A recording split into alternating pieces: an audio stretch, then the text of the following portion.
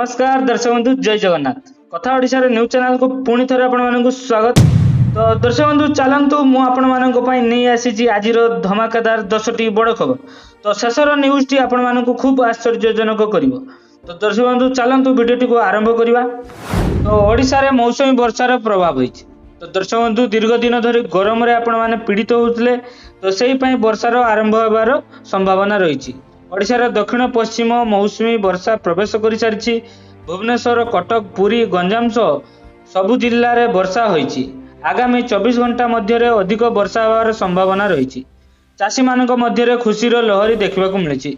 तो दर्शक बंधु परवर्ती खबर नंबर 2 रे अछि रज पर्व पालन।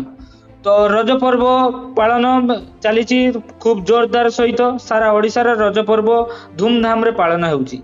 गाँ ठारू सहर पर्यंत झील माने नुआ पोशाक पिंधि दोली खेलुछंती। पिठापणा एवं पारंपरिक खाद्य रे घर गुड़िक उत्सवर होई उठिछि। तो दर्शक बंधु परवर्ती खबर नंबर 3 रथ यात्रा प्रस्तुति जोरदार। तो आगकू रथ यात्रा आसुची। पुरी श्रीमंदिर रथ यात्रा पई प्रस्तुति चली। 3 रथर निर्माण काम शेष पर्याय रे रही। सुरक्षा और भक्तों सुविधा पई सरकार पक्षरु विशेष व्यवस्था चली। प्रधानमंत्री ओडिशा गस्त। दर्शक बंधु खबर नंबर 4 रे अछि प्रधानमंत्री ओडिशा गस्त होउछंती। तो प्रधानमंत्री संभाव्य ओडिशा गस्त को नहीं प्रशासन प्रस्तुति आरंभ करिछि। अनेक विकासमूलक प्रकल्पर उद्घाटन होई पारे बोली चर्चा होइछि।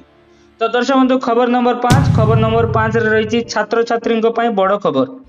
राज्य में शिक्षा क्षेत्र को नहीं अधिक सुदृढ़ करने पई नुआ पदक्षेप निया जाइछि। दरिद्र परिवार छात्र छात्री को विभिन्न सुविधा मिल पारे।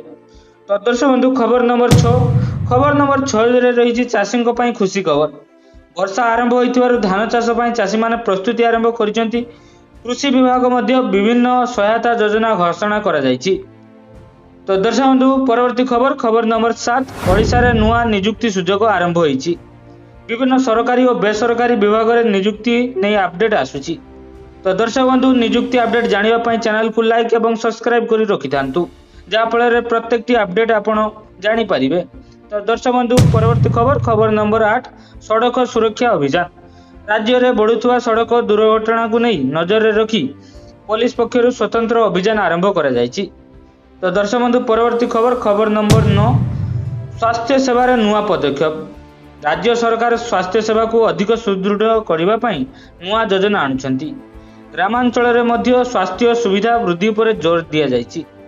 तो दर्शक बंधु शेष बड़ खबर नंबर 10 अभाव विभाग में सतर्क बाणी। आगामी किछि दिन मध्य भारी वर्षा और वज्रपात हो पारे। लोक मानकु सतर्क रहबाकू आबहावा विभाग परामर्श दिया जाइछि। तो भविष्यवाणी रे आपण माने केउ माने विश्वास करंती कमेंट रे निहाती जणाइबे। तो दर्शक बंधु शेष रे कहिबि जे या थिला आजिर 10टी बड़ खबर। 10टी खबर भितर जदि कोनोसी भल लागे ताने चैनल को लाइक एवं सब्सक्राइब करि दियंतु।